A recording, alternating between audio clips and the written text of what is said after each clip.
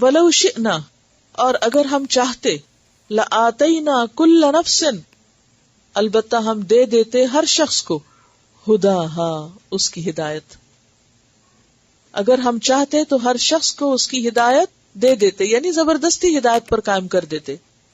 وَلَكِنْ حَقَّ الْقَوْلُ مِنِّي، لیکن حق ہو گئی بات میری طرف سے، یعنی میری تقدیر غالب آ گئی. کیا؟ لَأَمْلَأَنَّ جَهَنَّمَ مِنَ الْجِنَّةِ وَالنَّاسِ أَجْمَعِينَ، کہ میں ضرور بھر دوں گا جہنم کو جنوں سے اور انسانوں سے، سب کے سب سے. تو بات یہ ہے کہ انسان کے پاس اس دنیا میں اللہ نے اس کو امتحان کے لیے پیدا کیا.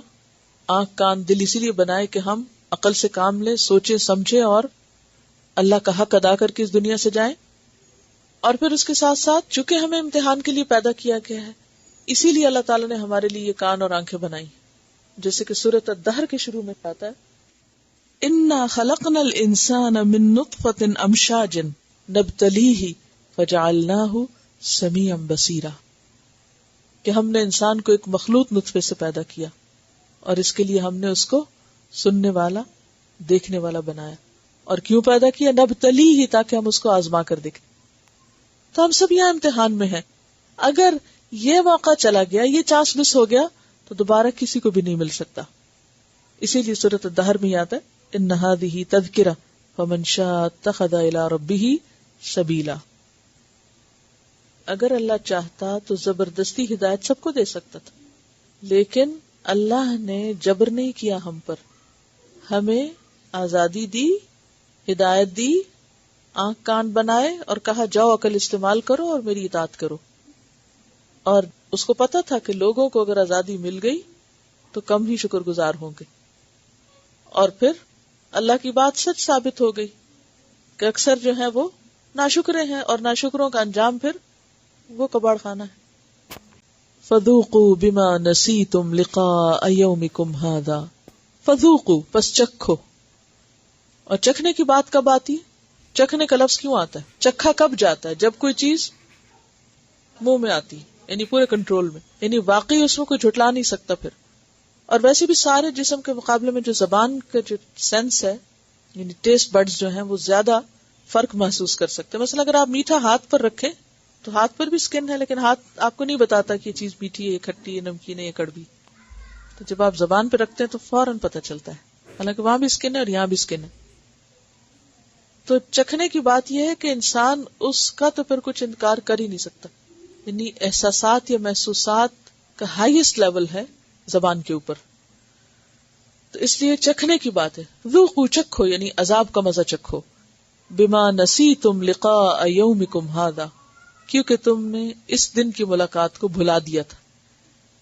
اچھا، اس دن کی ملاقات کو بھلا دیا، کیا اس لیے عذاب آیا؟ جی ہاں، اسی لیے. وہی تدبیر والی بات اور سبق کی ابتدا اور آغاز کو یاد رکھیے کہ انجام کو سامنے رکھ کے کام کرنا. تو جو شخص اس زندگی کو ایسے ہی گزار رہا ہے، بے سوچے سمجھے، بغیر اپنے انجام کو سامنے رکھے، تو وہ خود کو دھوکے میں رکھے ہوئے. تھوڑی دیر کے لیے سوچئے کہ جہنم میں جانے والوں کو کیا کہا جا رہا ہے، فَذُوقُوا بِمَا نَسِيتُمْ لِقَاءَ يَوْمِكُمْ هَذَا. اس دن کی ملاقات کو بھول کر جو تم نے غلط کام کیے، اس کی سزا کے نتیجے کو آج تم پہنچے.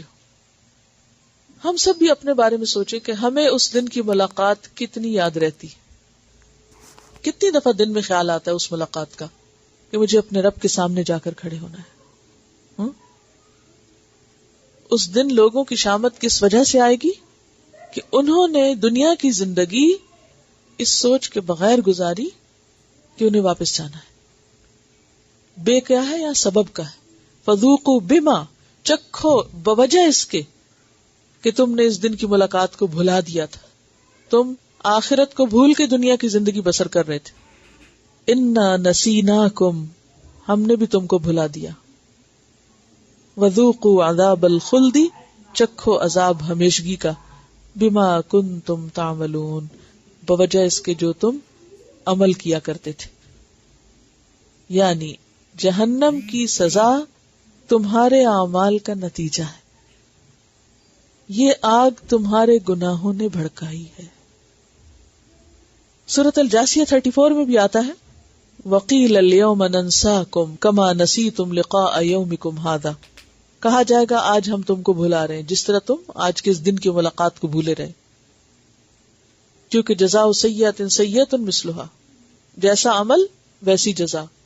یہ کہیں اور بھی آیا کہ جیسا عمل ویسی جزا. فَمَن يَعْمَلْ مِثْقَالَ ذَرَّةٍ خَيْرًا يَرَهُ. سورۃ النبأ میں بھی آتا ہے لا يذوقون فيها بردا ولا شرابا الا حمیما وغساقا جزاء وفاقا. کیوں؟ انہم كانوا لا يرجون حسابا. یہ تھی مشکل. انہم كانوا لا يرجون حسابا وكذبوا بآیاتنا کذابا وكل شيء احصیناہ کتابا وذوقوا وَلَن نَّزِيدَكُمْ إِلَّا عَذَابًا. تو آخرت کی مار کو بھول کے بندہ اگر دنیا کے فائدوں کے لیے غلط کام کرتا رہے تو اس سے بڑی بدقسمتی کیا ہو سکتی ہے. لیکن آج کون ہے جو بتائے گا لوگوں کو کہ کل ایسا دن آنے والا ہے، اس کی تیاری کر لو. اور دوسروں کو بتانے سے پہلے خود ہمیں کتنا یاد ہے. ہم چھوٹی چھوٹی باتوں کو بہانہ بنا کے ان کی ضد میں آ کے اپنا نقصان کرتے رہتے ہیں. اکثر لوگوں کو یہ ہوتا ہے نا میری زندگی میں یہ کیوں ہو گیا، چونکہ یہ ہو گیا اس لیے اب میں یہ نہیں کرنے والی. یعنی اللہ تعالیٰ سے مقابلے شروع کر دیتے. اللہ نے میرے ساتھ یہ کیوں کیا، اب میرا بھی دل نہیں کر رہا یہ اچھا کام کرنے کو. اب آپ خود سوچیں کہ اس کا کیا جواب ہو، سوائے اس کے کہ انسان خود کو دھوکہ دے رہا ہے کہ اللہ نے جو تمہارے ساتھ اتنی اور رحمتیں کی ہیں وہ تمہیں کیوں نہیں یاد، وہ کیوں بھولے ہوئے ہو.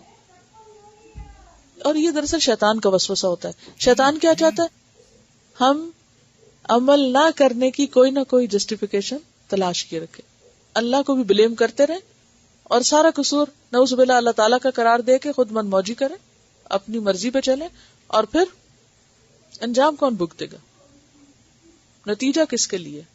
اللہ کا تو کچھ نہیں بگڑتا. انتم الفقراء الی اللہ واللہ هو الغنی الحمید.